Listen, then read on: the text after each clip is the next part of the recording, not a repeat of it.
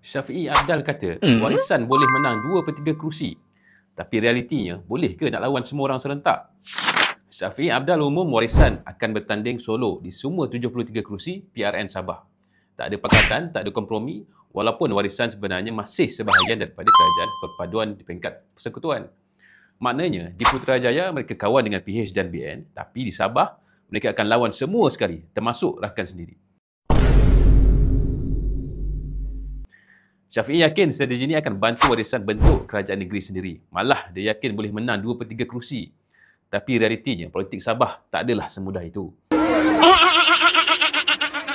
Sejak warisan tumbang pada 2020 akibat lompat parti, pengaruh Syafiee dah banyak terhakis.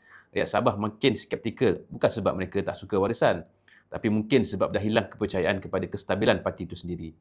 Sekarang, JRS kuasai negeri dan PH pula bersama BN kekal rakan rasmi kerajaan persekutuan.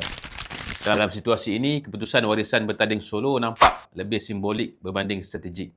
Tanpa gabungan, mungkin warisan berisiko hadapi pertandingan 3 penjuru dan ini akan menyebabkan undi pecah lah yang akan selalunya berpihak kepada parti pemerintah. Tapi Syafiee tak yakin, dia mainkan sentimen parti tempatan, kata rakyat Sabah perlukan alternatif selain parti semenanjung. Naratif ini mungkinlah masih laku di akar umbi, tapi kalau warisan gagal buktikan kemampuan takbir yang stabil, sentimen itu sahaja tak cukup nak ubah realiti pilihan raya. Warisan pernah jadi harapan. Sekarang, mereka perlu buktikan, bukan sekadar nostalgia. Kalau strategi ini berjaya, Syafiee akan jadi simbol kebangkitan baru Sabah. Kalau gagal, ini mungkin perakhiran pengaruh politik beliau.